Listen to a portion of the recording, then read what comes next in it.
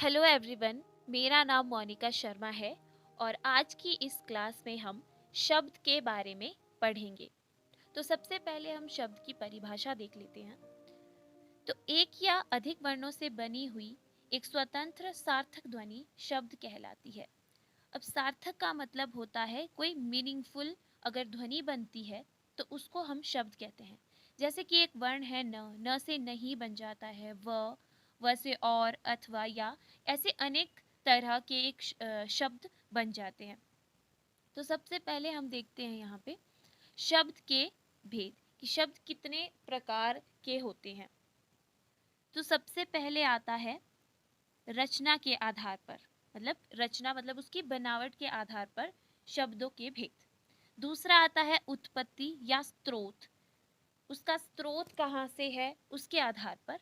तीसरा आता है प्रयोग के आधार पर कि उसका इस्तेमाल कहाँ कहाँ किया जाता है उसके आधार पर। और चौथा आता है अर्थ की दृष्टि के आधार पर कि उस शब्द का अर्थ क्या है।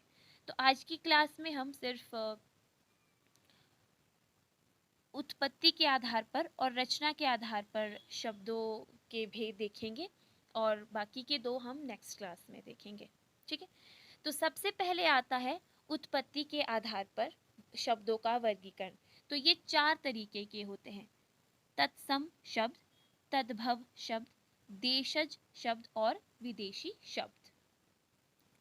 तो सबसे पहले आते हैं तत्सम शब्द पर। तत्सम शब्द वे शब्द होते हैं जो हिंदी में भी यूज होते हैं और संस्कृत में भी यूज होते हैं। हिंदी के वो शब्द जो संस्कृत भाषा से लिए गए हैं। ठीक है, जैसे भूमि, प्रथम, राष्ट्र, रक्षा, मयूर, पुत्र, कार्य इत्यादि। तत्सम शब्द हिंदी और संस्कृत दोनों में ही वे शब्द यूज किए जाते हैं, तो आप इनको आराम से पहचान सकते हैं। फिर आते हैं तद्भव शब्द। तद्भव शब्द वो होते हैं जो सिर्फ हिंदी के ही शब्द होते हैं, जैसे काम, बरस, माँ, साम, दांत इत्यादि। ठीक है, अब आते हैं देशज और विदेशज शब्द में। देशज शब्द वो होते हैं जो मतलब हमारे देसी शब्द होते हैं, जैसे लोटा, कटोरा, खिड़की इत्यादि। और विदेशज शब्द वो होते हैं जो विदेश से लिए गए हैं, जैसे order, company, camp, cricket, hospital, अफसर, ऐसे कुछ शब्द होते हैं जो विदेशज होते हैं। ठीक है, तो देशज शब्द क्या होते हैं? जो हम देशज उन शब्दों को कहते हैं जो बोलचाल तथा देश की अन्य भाषाओं से गृहीत होते हैं, मतलब देश में ही हम अपने देश में ही उन्हें यूज करते हैं। ठीक है, और विदेशज वो होते हैं जो हमने किसी विदेशी भाषा से आए होंगे। ठीक है, अब आता है एक और शब्द आता है और ये भी उत्पत्ति के आधार पर ही आता है। ये आता है संकर शब्द। संकर शब्द मतलब दो शब्द से जो एक शब्द बने और वो अलग अलग स्रोत से एक शब्द बनता है। मतलब जैसे हम एग्जाम्पल लेते हैं, रेलगाड़ी ले लेते हैं। ठीक है, सो रेलगाड़ी, रेल मतलब विदेशी शब्द आप ले सकते हैं और गाड़ी हमारा हिंदी शब्द है। तो मतलब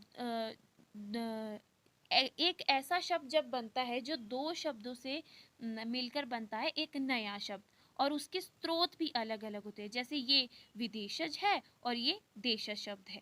ठीक है, वैसा ही यहाँ पे और भी उदाहरण दिए गए हैं, जैसे घुड़सवार, चालबाज, मच्छरदानी, मोमबत्ती इत्यादि। तो ये संकर शब्द में आते हैं।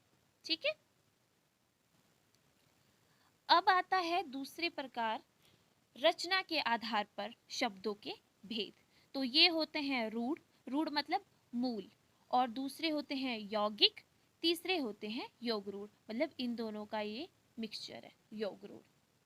ठीक है, सब फिर आता है, अब आता है योग रूढ़ किसे कहते हैं। योग रूढ़ शब्द कौन से होते हैं? तो जिनका कोई सार्थक खंड नहीं होता हो सकता उनका, जैसे यहाँ पे उदाहरण है नाक। अब खंड का मतलब है कि उनको हम तोड़ नहीं सकते। अब ना और क, ना ही ना का कोई अपना एक अर्थ है और ना ही क का एक कोई अर्थ है। हाँ, हम इन क को वर्ण तो कह सकते हैं, लेकिन इनका कोई अपना एक अर्थ नहीं है, तो इसलिए इन्हें रूढ़ शब्द कहते हैं।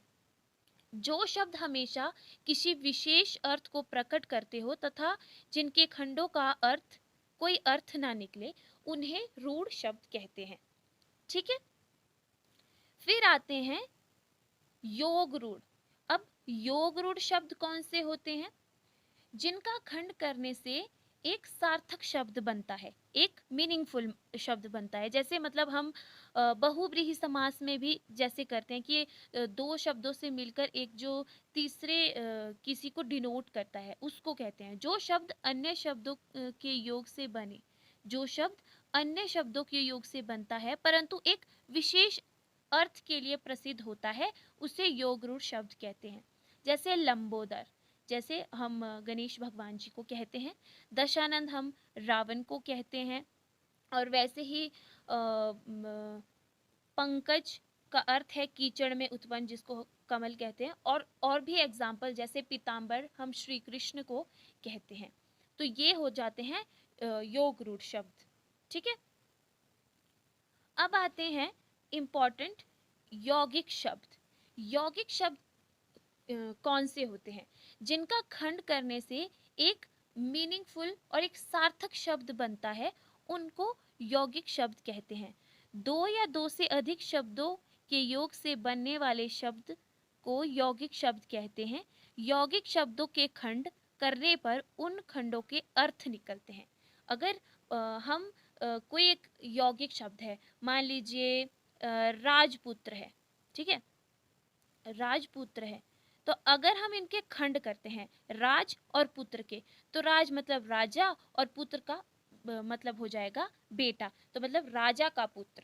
ठीक है, तो अगर हम कोई एक यौगिक शब्द है और उस यौगिक शब्द का अगर हम खंड करते हैं, तो उन दोनों शब्द जो खंड किए हुए दो शब्द हैं, उनका एक अलग अलग से एक अपना एक अर्थ अगर निकलता है, तो उन शब्दों को हम यौगिक शब्द कहते हैं।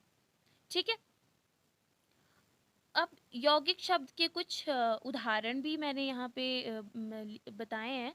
जैसे विद्यालय मतलब विद्या का आलय, वैसे ही राष्ट्रपिता राष्ट्र का पिता, प्रधानमंत्री घुड़सवारी, देवालय दिवाकर, जगतपति क्षमाशील, आग बबूला, पीलापन, छात्रावास, राजपुत्र, जेल खाना, राजपुरुष, सहपाठी, रसोई घर, सप्तऋषि, महर्षि, भोजनालय और पीलापन।